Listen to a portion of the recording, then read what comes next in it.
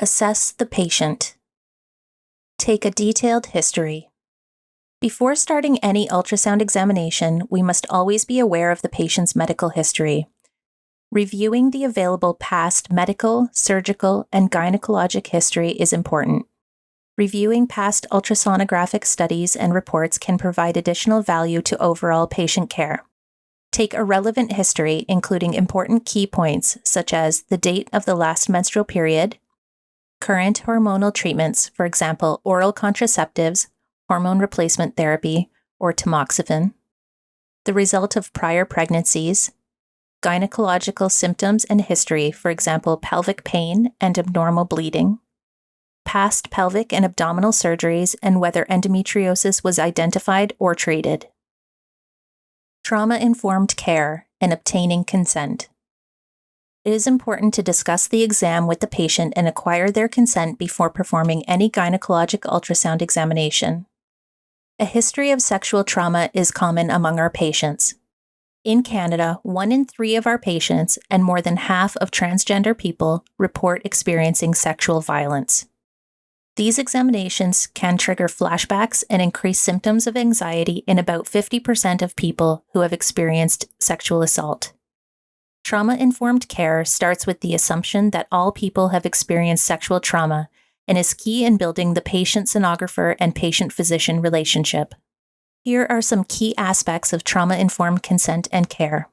Use gender-neutral language and explain to patients what to expect both before and during the examination. Patients may prefer to have a support person present and may defer the examination if they are not comfortable. The practitioner should not be present when the patient is disrobing or dressing, and only those areas necessary to be exposed during the examination should be exposed and for the shortest time required. The patient may wish to self-insert instruments. It should be clear that the examination can be halted at any time upon their request. Imaging for endometriosis. When assessing for soft markers of endometriosis, such as site-specific pain and the sliding sign, have a discussion with your patient about what it will involve. In this way, the patient will be aware before you begin, as it can be strange and uncomfortable even for patients who have previously experienced a transvaginal ultrasound. Site-specific tenderness. Site-specific tenderness is assessed throughout the entire exam. This can be documented on a relevant representative image. The annotation on this image can be noted as the location and the acronym SST. Taking these notes on the images can make it easier to remember the location of the tenderness when writing the technical notes and the final report.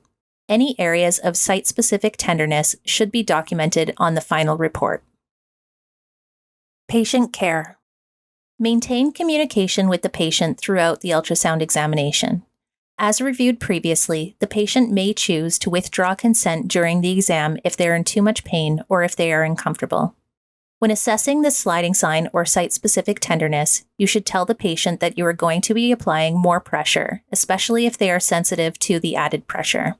Alternatively, you may be able to coach the patient to help with the examination by pressing on their own abdominal wall or performing the Valsalva maneuver by having the patient take a deep breath and push out their stomach. When performing posterior cul-de-sac imaging and sliding sign, inform the patient that it can put additional pressure on the urethra and perineum. People with endometriosis commonly have a long delay to diagnosis and experience repetitive dismissal of their symptoms. This may lead them to not speak up about their pain and the symptoms they are experiencing. For these reasons, it is important to keep a continuous and open dialogue with patients during their ultrasound examination and gauge their discomfort based on verbal communication as well as body language. Just because a patient is quiet does not mean they are not experiencing discomfort. Examination experiences without dialogue may be particularly frightening for people who have endometriosis. Respect for the patient's body autonomy should be top of mind throughout the examination. Consider showing the patient the screen throughout the examination and describing what you are evaluating each step of the way, through pointing out anatomical landmarks. A second screen in the room may assist with this and make following along more comfortable for the patient. At the completion of the examination, ensure the patient understands the next steps in their care. that the report generated from the examination will be sent to the requesting physician or practitioner, and a follow-up with this provider can review the findings. Technical limitations. Occasionally, due to technical limitations, it is not possible to elicit the sliding sign. If the patient has an elevated weight, or if the ovaries are located high in the pelvis, it may not be possible to acquire information using the usual maneuvers. In these situations, it may be necessary to document and describe any technical limitations that resulted in the scan not being completed.